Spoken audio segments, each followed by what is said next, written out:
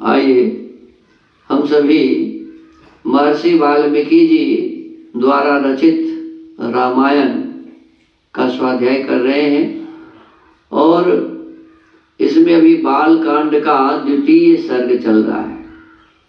हम सब ने जाना कि महर्षि वाल्मीकि जी नारद जी से जब बातचीत किए, पूछे और नारद जी जब उन्हें बताए कि भगवान राम इस प्रकार के एक व्यक्ति हैं जिनके भीतर कोई दोष नहीं है, सभी मर्यादाओं का पालन करते हैं, तो अब नारद जी अपने शिष्यों के साथ एक नदी के पास जाते हैं जो गंगा नदी के पास ही है। उस नदी का क्या नाम है? तमसा नदी। क्या नाम था?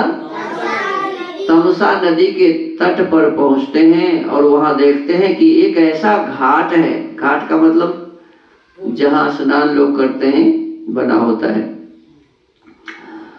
जो सभी किसी भी प्रकार के कीचड़ से युक्त नहीं है, अर्थात मल से रहित है, शुद्ध है। कैसा शुद्ध? तो सत्पुरुषों का मन जैसा शुद्ध होता है, अपने शिष्य को उन्होंने कहा। शिष्य कौन थे? भारद्वाज। कहे भरद्वाज देखो यहाँ का घाट बड़ा सुंदर है। क्या कहा? यहाँ का घाट बड़ा सुंदर है, इसमें कीचड़ का नाम नहीं है। कैसे कीचड़ नहीं है?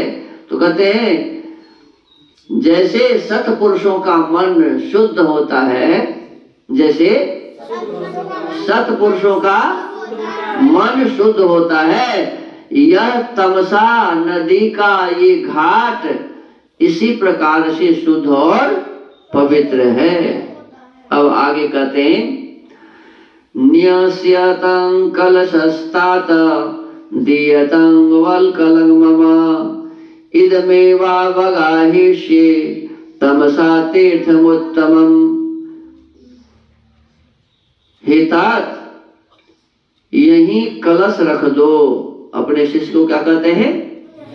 यही कलश रख दो और मुझे मेरा वल्कल दो। वल्कल अर्थात वस्त्र, वल्कल अर्थात मेरा वल्कल दो, मैं तमसा के इसी उत्तम तीर्थ में स्नान करूंगा।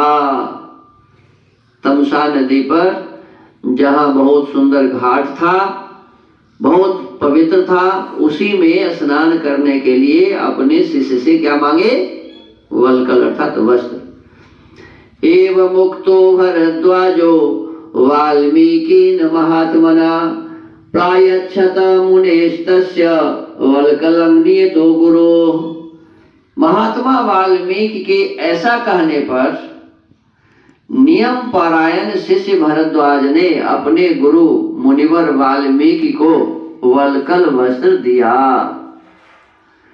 अब देखिए, यदि ये बात, ये श्लोक वाल्मीकि जी का लिखा होता तो वाल्मीकि जी क्या कहते कि मैंने मांगा और भरद्वाज ने मुझे वस्त्र दिया।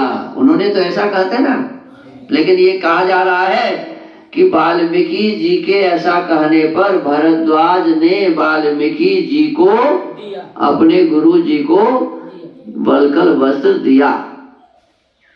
तो इससे साबित होता है कि यह लेख वाल्मीकि जी का नहीं है। इसका ध्यान हमें रखना चाहिए। स्वशिष्य हस्तादाय वल्कलं नियतेन्द्रियः विचचारः पश्यंस्तत् सर्वतो विपुलं वनम्। शिष्य के हाथ से वल्कल लेकर वे जितेंद्रिय मुनि वहां के विशाल वन की शोभा देखते हुए सब ओर विचरने लगे। कपड़ा ले लिए और कहाँ घूमने लगे? वाल्मीकि जी उस वन में घूमने लगे। विशाल वन की शोभा देखते हुए सब ओर विचरने लगे। माने उस तमसा नदी के तट पर जो वन था, उस वन में की जो शोभा देखने में बहुत अच्छा जगह था वो, तो वो शोभा देखने लगे कि कितना सुंदर ये जगह है। तस्याभ्यासेतु मिथुनं चरन्तमनपायिनं ददर्श भगवांस्तत्र क्रौंचयोश्चारुनिःस्वनम्। उनके पास ही क्रौंच पक्षियों का एक जोड़ा, जो कभी एक दूसरे से अलग नहीं होता था, विचर रहा था। महर्षि वाल्मीकि जी टहल रहे थे उस वन में, और एक पक्षी होता है क्रौंच। क्या है? पक्षी का नाम क्या है? क्रौंच। तो वो दो थे, पति और पत्नी, एक मादा और एक नर। ये दोनों घूम रहे थे, दोनों पक्षी विचर रहा था। वे दोनों पक्षी बड़ी मधुर बोली बोलते थे। भगवान वाल्मीकि ने पक्षियों के उस जोड़े को वहां देखा। किसने देखा?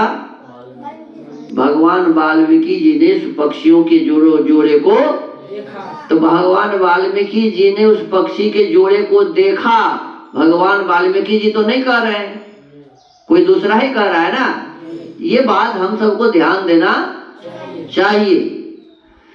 कोई दूसरा व्यक्ति ये बात, ये कहानी सुना रहा है कि वाल्मीकि जी ने उन पक्षियों को देखा। तस्मात्तु मिथुनादेकं पुमांसं पापनिश्चयः जघान वैरनिलयो निषादस्तस्य पश्यतः। उसी समय पाप पूर्ण विचार रखने वाले एक निषाद ने, निषाद कहते हैं जो पक्षी आदि को मारता है, या मलाह को भी निषाद कहते हैं, जो मछली आदि मारते हैं, जो समस्त जंतुओं का अकारण वैरी था। निषाद के बारे में क्या कहते हैं? जो समस्त जंतुओं का अकारण ही वैरी था, माने उसका काम ही था कि कोई हमारा अपराध करे नहीं, बस हमारा काम ही है इसको मारना। सभी जंतुओं को क्या करता था? वो मारता था।